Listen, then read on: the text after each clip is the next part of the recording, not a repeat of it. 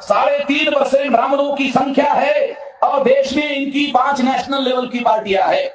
Election commission के द्वारा इन लोगों को रिकॉग्नाइज किया गया है।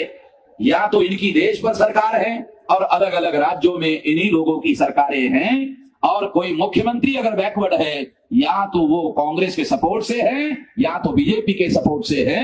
इसका मतलब ये है कि सारे देश पर यही लोग काबिज है जिन लोगों ने इन लोगों को भूखमरी के कगार पर या अर्ध भूखमरी के कगार पर पहुंचाया हुआ है। मैं इसलिए ये डाटा, ये प्लानिंग कमीशन का डाटा, ये भारत सरकार का डाटा है, ये मेरा जाति डाटा नहीं है, ये भारत सरकार के आंकड़े, प्लानिंग कमीशन के आंकड़े आप लोगों को बता रहा हूं, जिससे आप लोगों को गंभीरतापूर्वक विचार करने की जरूरत है। और अगर इन लोगों को भूखमरी के कगार पर पहुंचाया गया है तो इसके पीछे एक बहुत बड़ा षड्यंत्र है कि जब चुनाव आता है तो इन लोगों के वोटों को खरीदा जाता है, और वोटों को खरीदने के लिए इन लोगों को भूखमरी के कगार पर पहुंचाया गया है। कोई आदमी वोट बेचना नहीं चाहता है, मगर इन लोगों को वोट बेचने के लायक बनाया गया ताकि ये लोग वोट बेचने लायक हो तो खरीदार इनके वोट खरीद सके। और जो अल्पसंख्य ब्राह्मण हैं जो ग्राम पंचायत का सरपंच नहीं बना सकते, अगर 3.5% ब्राह्मण हैं तो गांव में वो सरपंच तो बहुत दूर की बात है, वो ग्राम पंचायत का सदस्य संख्या के आधार पर चुन नहीं सकता। वो जो चुन नहीं सकता ग्राम पंचायत का सदस्य, जो ग्राम पंचायत का सदस्य नहीं चुन सकता, वो ग्राम पंचायत का सरपंच क्या बना लेगा? जो ग्राम पंचायत का सरपंच नहीं बना सकता वो देश की पंचायत का प्रधानमंत्री बना रहे हैं। ये षड्यंत्र हम लोगों को समझना होगा।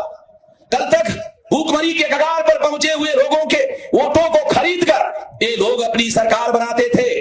आज ईवीएम में घोटाला करके अपनी सरकार बना रहे हैं। शायद भारत में मैं पहला आदमी हूं जिसके पास ईवीएम के घोटाले के दस्तावेजी सबूत है। किसी के पास दस्तावेजी सबूत नहीं है, मेरे पास है, और मैंने इसे सुप्रीम कोर्ट में भी दिया है। सुप्रीम कोर्ट में भी मैंने केस दायर किया और 24 अप्रैल 2017 को सुप्रीम कोर्ट ने मेरे फेवर में फैसला दिया कि अकेले ईवीएम के आधार पर फ्री फेयर एंड ट्रांसपेरेंट चुनाव नहीं हो सकता।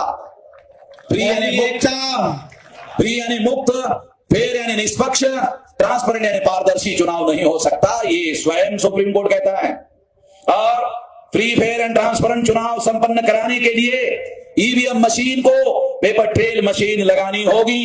ये निर्णय सुप्रीम कोर्ट ने 8 अक्टूबर 2013 को दिया था, मगर 2014 के चुनाव में चुनाव आयोग ने फ्री फेयर एंड ट्रांसपेरेंट चुनाव संपन्न कराने के लिए